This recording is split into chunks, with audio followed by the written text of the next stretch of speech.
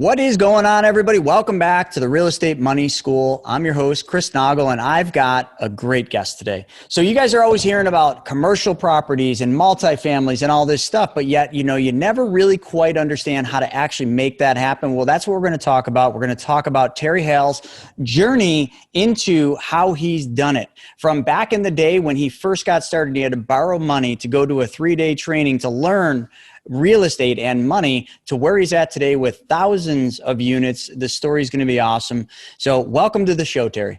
Thank you. Appreciate it, Chris. Thanks for having me. Absolutely. Excited to have you on. And we're going to dive into your story in just a second. But real quick for the watchers in the audience, we always talk about this. We talk about your journey to becoming a rebel banker. And on that journey, you're going to have a lot of things that you're going to have to do. Number one, you got to get education, just like Terry, just like myself. But number two, and most importantly, you're going to have to decide to take action. I call it the leap. You're going to have to take that leap of faith in some cases, because so many of us are caught in the rut where you're just comfortable.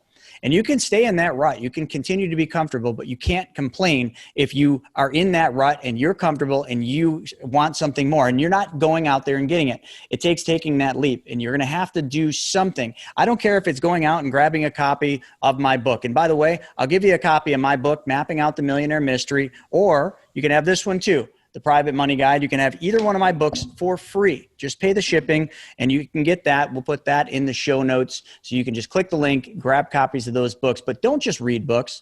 Take actions on books. Think of other books in time. And we were talking about it offline. Robert Kiyosaki's Rich Dad, Poor Dad. I can't even begin to tell you how many people I've had on this show that got their start after they read that book. That's what the leap looks like. It's reading something, getting motivated, and taking action. So Terry, let's get into action. You are an action taker. So tell everybody about what you do in your business today. Yeah, for sure. So, it is all about taking action. I second that 100%. I support that every step of the way. And I always say knowledge is not power. Applied knowledge is power. You really have to take that next step. So what my business is all about, I have a commercial real estate firm, and what we do is two ways. And I authored a book called The 2 Best Strategies to Profit with Commercial Real Estate.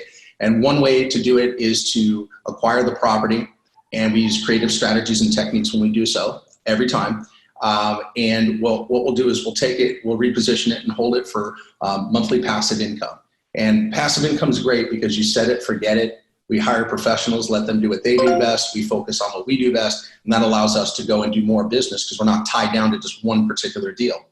The second way we do it, and I have a closing, and I was sharing it with you earlier, Chris, before we got started. We actually have another closing and funding that'll happen before the end of the week, which is great. It's a small check. It's nothing big. It's about $260,000. So $260,000 on one deal.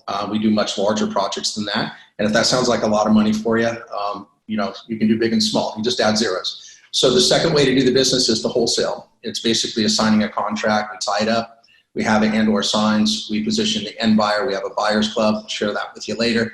And then what we'll do is we'll offer it to somebody. And the way we're buying is we buy really, really low dollar per square foot. So I'll give you an example. I just tied up a storage facility.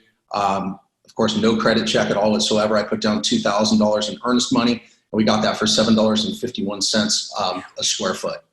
And you just can't buy storage facilities for $7.51 a square foot. And I'm selling it for $12.20 a square foot, which is crazy. So those are in high demand. Storage facilities, people really want those. I hear it all the time. Storage facilities, mobile home parks. I mean, there's all sorts of things right now that are working, but that's incredible what you just bought that for. Yeah, incredible. And it's all about the story. There's a story, a reason why we're sharing and giving back here. A story on why, you authored those books, because you're doing your full give back and it's rock solid. Reasons that we do business is to make money, make it easier to live life and live life in abundance because it's our God-given right. And there's just a methodology for that. But with the story and the reasons behind each and every deal is what's so great, is because if we can get to somebody that has to sell and doesn't want to sell, just actually has to sell, they're forced to sell, it changes the dynamic and it makes the negotiations very easy. I love that. So it didn't all start like this, because if I read some of the things from the profile that we pulled up on you, is you used to live paycheck to paycheck. and you weren't owning thousands of properties, making 260, 270,000 on a deal, buying storage facilities, $7 a square foot. You were borrowing money from family members just to be able to attend real estate. How do you go from that to where you're at? Take us back to that first beginning when you were sitting in that, I think you said it was like a Jim Rohn event, which most of the people listening probably don't even know who Jim Rohn is. I just had my 43rd birthday, so I'm kind of on the cusp of knowing who Jim Rohn is, but he was a legend back in his day. So how did you take it from there to where you're at today? Well, you know, it was one of these things I kind of referenced, you know, the whole rich dad, poor dad. My dad, you know, my dad wasn't poor by any means. You know, he took care of his family. As I was saying, you know, he's a very faithful, wonderful man. And the fact is, his money just wasn't as straight as it should have been. And I think if he had some lessons and had ways to take his money and be able to learn how to leverage it and learn what money's all about and how you can grow your money and build wealth, it's just something that he never did. He was always the cash man, living more so paycheck to paycheck, still having a nice lifestyle, but never really set anything up. And so what I realized quickly was that I wanted to be on the other side of that. You know, I wanted to be in a position where not only was I comfortable, and talk about getting comfortable, you got to get really uncomfortable before you can get comfortable. And that's a fact. You don't want to get stuck in a rut of that whole paycheck to paycheck scenario. So at that time I was living in, like, I believe it was a 450 square foot apartment. I mean, I was so broke. It was sad. And, you know, I decided that it was time to get educated, not just by going to college, because I was in junior college at the time, but I needed to get some real lessons on how to make money. And so when I borrowed that capital and I went to that event and I listened, I was also silent in the mind, because it's one of these things where you can listen, but if you're constantly overthinking at the same time, you really can't retain information. So I really postured. I wanted to absorb it. It's something that I really, really wanted. And so from that, I started learning some lessons, and I took it to the next level, man. I applied what I learned at that point. I started relationship building. I started believing in myself. I started gaining the confidence to be more outspoken. And I connected with a guy at that time who had a little bit of money, and we went forward. And of course, I worked for it, but I changed things, because, you know, you only need partners for so long, and then you can learn to do it on your own. And that's when you get really uncomfortable. Yeah. Well, yeah, you clearly got uncomfortable. I mean, it's never comfortable having to go to a family member and borrow money, let alone then having to jump out there and start doing something that you know very little about based on the knowledge. But that's it. That's taking that leap that I talked about earlier. And that's going to be the story of just about any successful person. I don't care if it's real estate, tech. Somebody had to get uncomfortable like you did, and somebody had to go out there and do what everybody else, or most everybody else, were unwilling to do. And you did just that. And although, you know, in looking back, you know, some people are like, well, how long did it take? You know, we see all these gurus out there that, you know, they, you know, get your first 6 deals in, you know, 6 months, do this, do that. You know, it's all like condensed time. Like, why are we always in a rush? Life is a marathon, right? It's not a sprint. Building a business, a solid business, building thousands of units, you didn't do that in 6 months. You didn't do that in a year, did you? No, absolutely not. It took time, and it took you failing, didn't it? I did. And you know what? Especially when it wasn't a failing event. It was a failing forward event. And I don't even like to say that, but just to humble myself anyway, from where I'm at now, from where I was back then. But I was following the wrong methods that everyone else was using. See, people were using these methods to be successful, but I wanted success a lot faster. So I'll give you an example. Most people, they buy using a capitalization rate, right? You got your gross income minus your expenses equals your net income, NOI divided by purchase price equals cap rate. So they use this double digit or single digit number, and they try to buy as aggressive as they possibly can. Well, these people that are buying, and I mentioned, you know, I'm out here in California, and we talked a little earlier about, do I own things here in California? I can't, because the market's saturated, it's priced out. And the average person that buys and puts down that 20 to 30% down, personally signs, it takes years for them to be whole on their down payment and then actually make money. It's like a 3 to 5 year average. So they're playing appreciation. And that's insane, because you're buying so rich. You're overpaying. You're buying on like a 3 cap. It's like, that's not the way that you can make money. So I failed in that regard for like the first 5 years of business. I had already owned a bunch of properties, but I just wasn't heavy cash flow.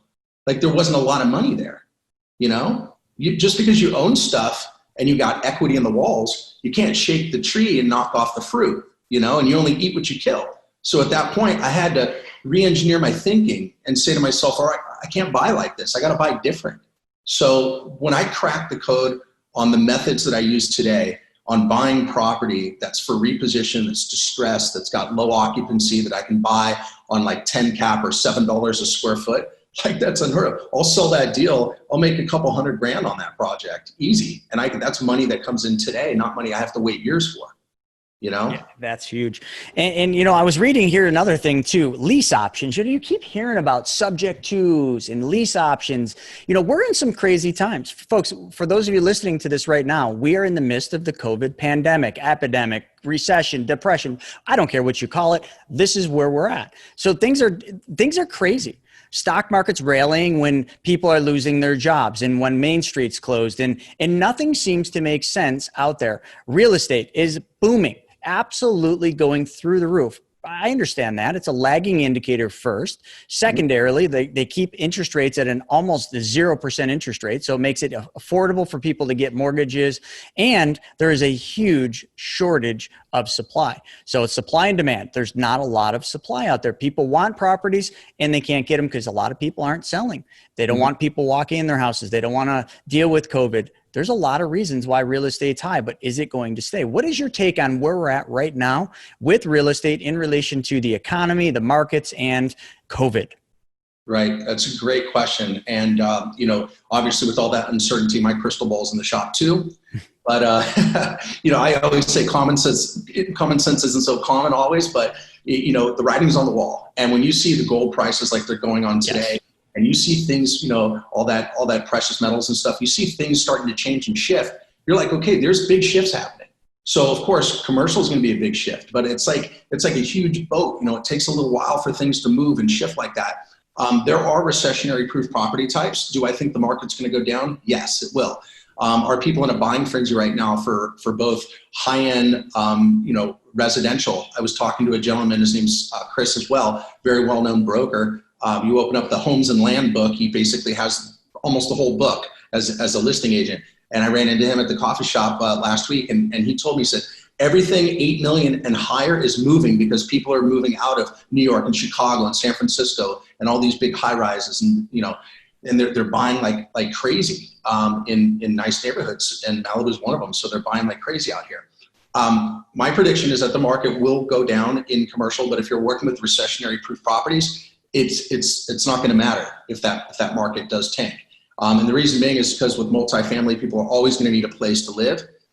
Assisted living, senior living, ambulatory care, congregate living, all those have a need. Mobile home parks even have a need, affordable housing, and self-storage. People are always going to store their stuff. And on average, for $50 or $100 for them to store their things, especially if they downsize from a house to an apartment, they don't have a place to put that stuff. That's why I'm so ramped up right now in the storage industry. I right now have over 1,000 doors that I'm actually selling on the open market right now. So I'm buying and constantly selling. It's a pretty amazing dynamic, you know? It's actually makes all the logical sense in the world. Buy low, sell high. So you buy them low, you sell them when the market's high. The market's high right now, so you're selling them, but you have developed skills to know always in any market condition how to buy. You just bought a storage facility. One of the things that is absolutely probably the closest thing to recession-proof right now would be storage facilities. People have to sell their big houses. They have to store stuff. There is a massive shortage of storage facilities. So when you get those at $7 a square foot, you clearly know how to find them and buy them. And the money that you make in real estate, I mean, for anyone listening, I mean, I'm sure Terry would say the same thing. It's all made in the buy.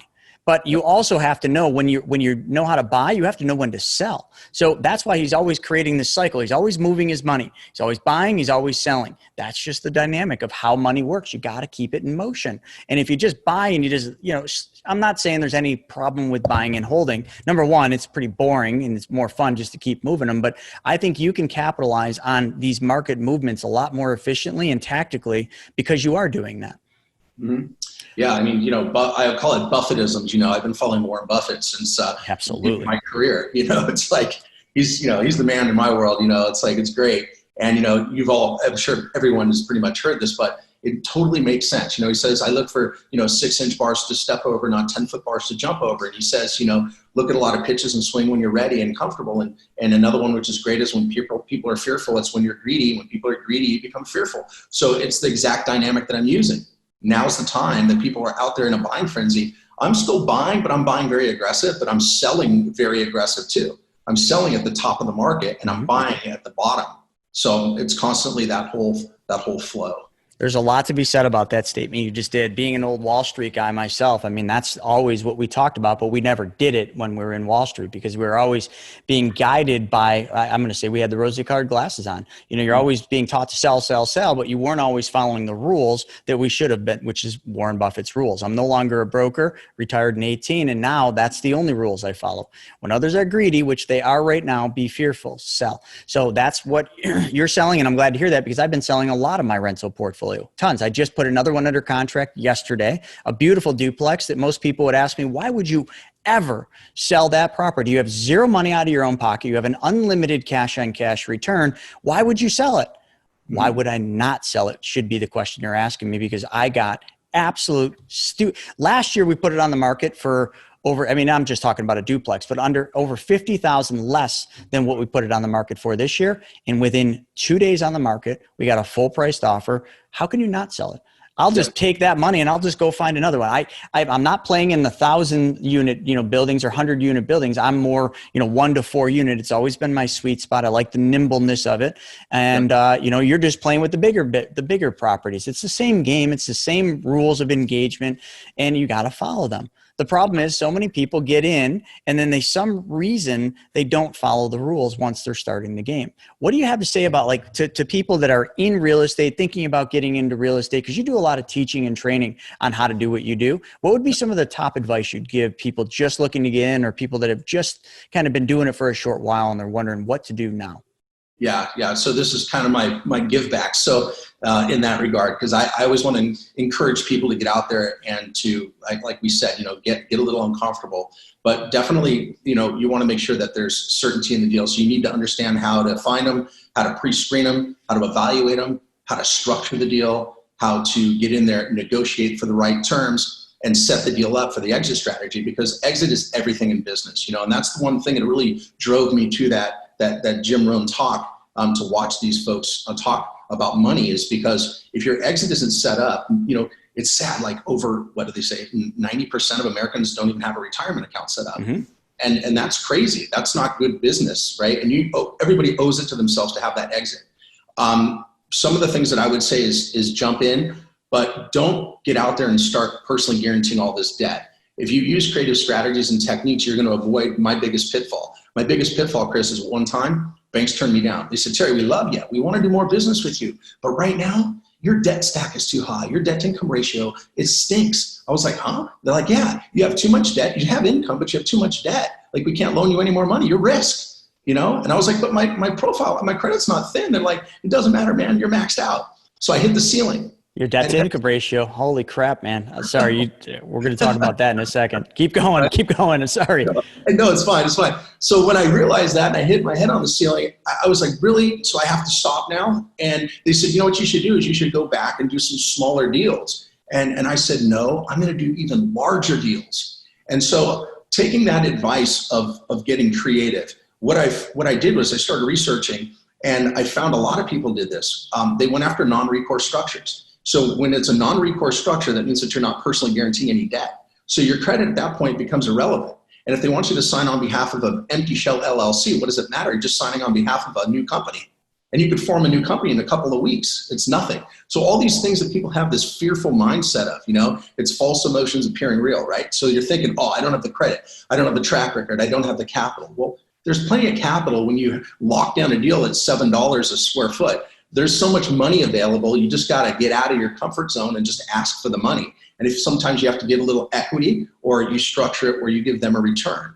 They become a bank. They loan you a little bit of money. It's called bridge, right? Your bridge capital. So all these ways that these folks here that are listening to this great show, just understand that there's always a way, but you have to have the will. You got to have the willpower. You got to say, okay, I want to do this. This is something that makes sense. Obviously, I can move forward and duplicate the success of both Terry, Chris, and everyone else. Like, you can do it.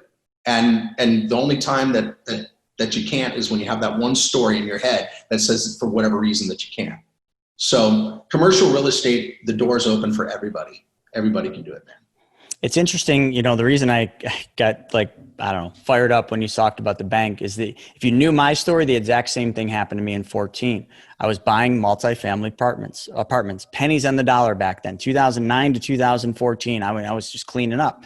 And I took my 37th deal to the bank. Again, great credit, high income, had great performing properties. And all of a sudden they said, we can't give this to you because you don't fit our square box, that debt to income box, which, I should have probably taken the stand of being, all right, fine, I'm just going to buy bigger buildings. But what ended up happening is the bank not only didn't give me the 37th unit, they froze my lines of credit, which cut off all my ability to have money to renovate the other units I didn't have. And then they did a call provision on one of the mortgages. See, these are the things they don't teach you, that once you think you've got the bull by the balls, you don't. They can rip it out right from underneath you because you're not in control. You have to put yourself in a control situation, and that can be done through knowledge. That can be done by where your money actually goes and how you use your money. But I wasn't in control. And because of that, I had a situation where I had to sell all 36 units. If I look back on those properties would be worth a small fortune today. I mean, I bought them back in the best time in our history to buy real estate. But because I missed that one little thing of understanding how banks work and how they operate, and what I didn't know is that bank was being bought out by a big commercial, which is why the loans got called. But you got to read the fine print. And I love what you said about the commercial mortgages with a shell LLC. Personally guarantee them all you want because it doesn't really make a difference. You're buying the property with a shell LLC. What are they going to take? Nothing. They can't go after everything, and they won't go after anything. But you got to understand how these things work. You got to get the knowledge, and you got to take action on that knowledge. So with all the stuff that you've done, I mean, let's talk a little bit about like kind of you've taught over 85,000 people. Talk a little bit about how you do your trainings and everything. What does that look like for people? Right. So at one point in time, Chris, I'll be open to say this. It's totally fine. I definitely did not want to be a trainer, a coach, a mentor, just because I saw we're all like that. Out, you know what I mean? And seeing these people out there, it was like one guy that was running around like on an infomercial, and it was just, I don't know, it just didn't feel good, And I ended up connecting with this gentleman that has done over $50 million in information marketing, just putting solid information together that really works, buying and selling houses. And he wanted to get into the world of commercial. And so he basically, took me under his wing, super successful guy. He had 2 King Airs and a Hawker. I mean, I vetted him, he's out in Florida, had a bunch of money, and he's a real nice guy. And we swapped. I gave him information and he showed me how to package information. So I went to go on a stage for the first time, and it was this man's stage, and he had me as a guest. And I stood in front of about 3,000 people and realized I had a little bit of stage fright and didn't feel too comfortable. But I worked my way through it, because I always say you make a horrible somebody else, but you make a perfect you. So I just was myself. And I'm a very straightforward guy. I'm real happy about the level of integrity that myself, my firm, and my team has. So everything that we do, we work towards a mutual benefit. We're just straightforward, honest people, and we want to do good business with good people. And that's kind of our little code of ethics that we have around here. So I started teaching and training, and I packaged it together. I've done millions of dollars in sales and information marketing. I've authored 8 different curriculums of training, self-authored many books throughout the years, co-authored a book with this gentleman back in 2005 it was. And, my last event that I did was just before COVID, which was great. It's out here in Los Angeles. Had people fly in from Canada and all throughout the US. And I teach and train on the methods of using unconventional methods like seller financing, how to take advantage of subordination tactics, doing things really, really creative. Everything is without your personal credit, how to bring in the capital on the deals, which I had a lot of pitfalls. I'm sure we'll talk about that a little bit possibly, but I had some pitfalls on how to bring the money in. So I talk about all that, and I train on all aspects of commercial, not just storage or multifamily. It's on all areas of commercial real estate. So I can take somebody that's brand new, show them how to do the business, walk them through actual case studies, because I, like right here on my wall and The Real Deal on my podcast, and show them actual real projects, show them actual money that came into the account, show them the contract, show them everything. because that's the person that I want to be. I want to be the person that says, look, here's the deal. Here's how it was found. Here's why the person was motivated. Here's how we structured it. Here's the exit strategy. We decided to sell it. This is the money, and show them from A to Z how long it actually takes. And typically, any transaction can take whatever length of time. But if we're wholesaling, we're finding that from the time that we actually find it, put it under contract, go throughout our due diligence and our closing period, and actually get a wire transfer in the door, it's typically about 120 days or less. So that's pretty quick.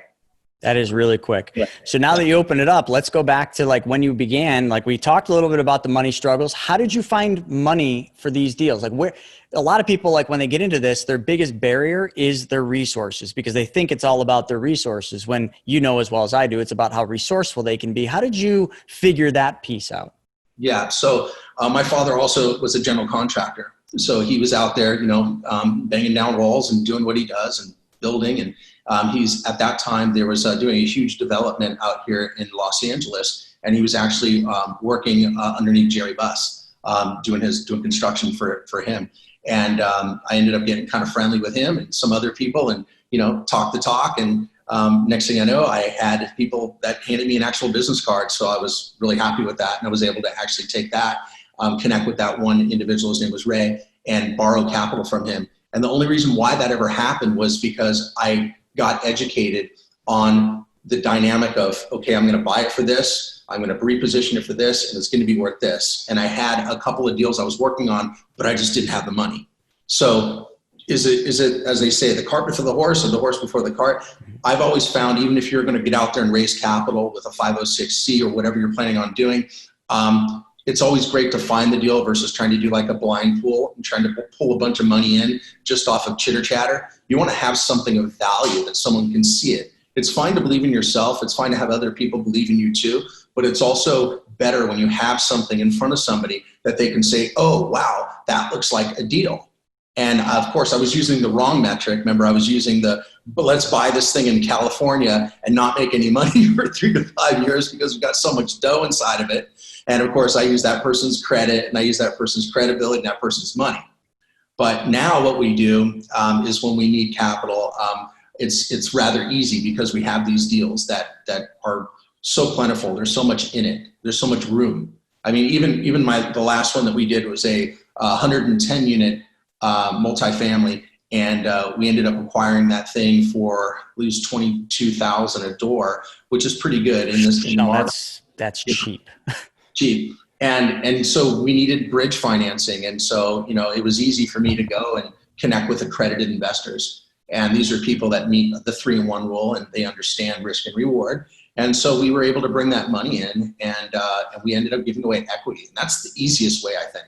It's fine to go ahead and set it up and to do that whole program of getting with a Securities Exchange Commission attorney and then doing a 506C, that's fine. And then you syndicate, you go in there and you bring the money from accredited investors. And then you give, it's like a 5-year hold or 10-year hold, give them their 60% or 70%, and you take your 40 or 30, like that's all fine, but that's a long road. The quickest road is just to get with people that have capital, that understand what it is that you're doing. And if you use seller financing, that's really the key that unlocks the vault, because now there's no bank. And you're talking about control, Chris. I want to mention just a few givebacks as far as control, because when we're wholesaling, we throw something down called EMD, that's earnest money deposits, right? It can be anywhere from as little as $2,000 to as much as $50,000. Well, when I throw $50,000 out there, I want to make sure I stay in control of that. Because if I go through the whole due diligence, let's say 60 days, and then it's time for the money to go hard, and I say, you know what? I wake up, don't like the color of the shirt I have on for whatever reason, we decide not to do the deal. I want to be able to control that money and bring it back into my account. And it takes 2 parties to sign off. It takes your signature and the seller's signature. Well, if you piss the seller off, sometimes they can hold your money for a while. And I had my capital held one time for over 6 months. And that didn't feel too good. And it was a larger deposit. It was $100,000. So now what I do, and this is the give back, what you do is in the contract, you use a unilateral clause, which requires just your own signature that does nothing to do with the seller. You stay in control of your money. If you have a seller finance note, you have that note non-recourse, as we said before. And what you can do is some really creative things to get long-term seller financing. The longest term I've got on a 60-unit apartment was 29 years. 60 unit, 15 fourplexes on 8.5 acres. And that thing, it pulled like on average about 30,000 a month. And I stayed in control of that deal. How did I get long-term seller financing? We played appreciation. So from the day we bought it, I've owned it for years now. But since the date I bought it until now, that property appreciates. Like you said, if you could go back 10 years right now and buy all the commercial real estate you could, and then you zip back to today, just off of appreciation, forget depreciation, cash flow, and a refi cash out. Just on appreciation, you're going to be worth so much more, right? So the buy and hold thing is good too. If you're holding the right property in the right location, and if you buy it right, and if you set up the right strategy. So what I do, this is another give back, it's something called an escalation of interest. So I'll lock down a seller finance note. If there's existing debt in first position, we just wrap that. It stays in the seller's name. We create a seller finance second minus our down payment that we put down, right? Then what I'll do is I'll say to the seller, look, if you carry 10 years, we'll do an interest only deal. And over those 10 years, and we're both finance people, so over 10 years of interest, if we start off at 4%, then go up to 4.5 on year 2, 5, 5.5, 6, 6.5, and then at closer to the year 10, we're at 12 or 14% interest. Their eyeballs are going to look at all that interest. We calculate that interest, and then we throw that in their face as a dangling carrot to say, look, at the end of 10 years, I'm not really buying this property for $2.2 million. I'm actually buying it for whatever, $600,000 more, $700,000 more because of all that interest. And throwing that out there, they bite. And they allow me to get these 10-year, 15-year, 20, sometimes 20-year, and the longest one is 29-year seller finance notes. And I'm able to take these deals and realize the appreciation just by doing projections. And that's why a lot of these properties are sold is just on pro forma, meaning future value. But we project exactly what the current market rents are to where the market rents are going to be in the future just by looking at the history. And we can look at a deal and say, wow, if we bought this today like this, what's it going to be worth in 10 years? So it's Absolutely. just a way smart. to create that. Yeah, it's smart moves. So I hope every one of you really paid attention there, because that was some golden nuggets you just dropped on how to do this. The seller financing, the creative financing, structuring these deals as a win-win for both parties. You just have to understand how to solve the other party's problem. And if their problem is they don't want to pay tax on all the gains that they have in their property, solve that problem. That's another way you can structure these long-term financing. Show them how much more you're going to pay them for the property because they're keeping the interest instead of the bank getting it. Again, it's all about control and controlling how you structure the deal to solve the other person's problem. So with all that, as we get to the kind of end of the episode here, what would you say during this entire process, your entire journey, was your biggest internal obstacle that you faced? Let's see. The biggest obstacle that I faced was when I failed and coming out of that point of failure. And we cannot all fear failing, but I got into a land project and I thought that land was a great way to get in and make money. What I forgot was that it was not income producing. And that was the lesson that I learned from that, Chris. And getting into this deal, it was right at that point where the market tanked. And when the market tanked, a lot of people got hurt. The banks came back and they said, we're not loaning anymore for development. And we were doing a development play. And then at that time, luckily, I followed my own rule, which was I never give a personal guarantee. Banks want to lower their risk. That's what they do. They want you to cross-collateralize. They want to know all your assets. That's why they ask. They want to know everything that you have so they can lower their risk and have you not only just personally guarantee, but also put up your other assets. I didn't do that.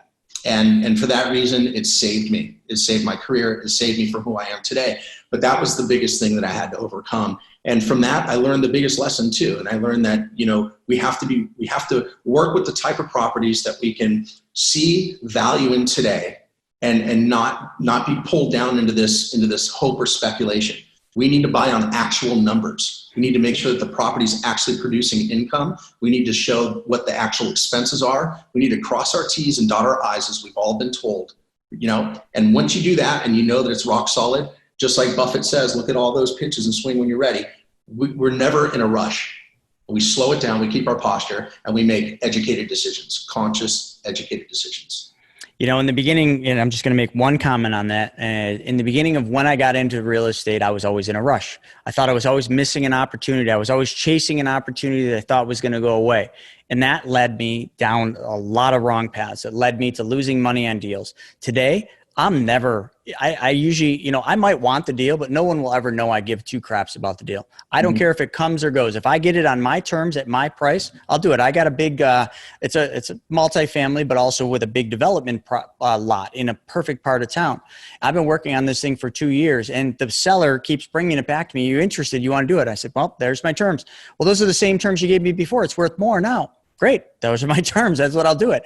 We just inked the deal. I don't know if it's going to go through because it's a large seller financing deal, and we'll see. But you know what? 2.5 years. If it took me 4 years, I don't care. If I get it at my price, that's all I care about. And I'm not in a rush. Just like you said, I was always in a rush. Now I don't even care if I get the property, but because I don't care, because I'm strategically playing just the numbers, if I get it, I'm in the money all day long, no matter what happens. And that's the way you got to play the game, folks. So with that being said, like, this has been great. Like, how do people get a hold of you? How would they go about working with? What's the best way for them to reach you? Yeah, the best way, I know everybody needs to take a minute and vet people, and I encourage that 100%. So what I've done is I put together my website in a way where you can see at terryhale.com, TERRYHALE.com. If you go to terryhale.com, you're going to actually see, first and foremost, it's not just a big educational thing, me on a stage and this and that. It's my firm. They're going to see pictures of my team. You're going to see Todd, you're going to see Chris, you're going to see Margarita, my marketing person, and you're going to actually see that we're real and that we're in business. You're going to see deal flow on there. And then if you dig a little deeper, you'll see an area where you can click a button and you can schedule a call for us, and we'll chat with you and show you how we can work with you. I have a mentorship program, long and short. And from time to time, I do events, but I show people how to do the business, and I show them how to do the business right. I love that. So folks, like, this is good. Like, I have tons of guests to come on this. Terry knows what he's doing, man. You really need to take the time to seek this information out, look at what he's doing. And if this is the direction you want to go, you got to find the people swimming in the pond you want to swim in. This isn't a pond, though. He's swimming in a lake. So you better figure out what lake you're going to be in, and Terry will show you that way. So folks, this was a great episode. I hope you got a lot of golden nuggets out of this. And again, just like I said earlier, it's not about the knowledge you get in a podcast or from a book. It's about the application of that knowledge. It's about you taking action, getting off your couch, getting out of your comfort zone, and getting out of that rut to get the life you want. You want to live the perfect day? You got to start now. So folks, thank you all. And Terry, thank you for being on the show. Thank you, Chris. Appreciate it, man. We'll see you guys in the next episode.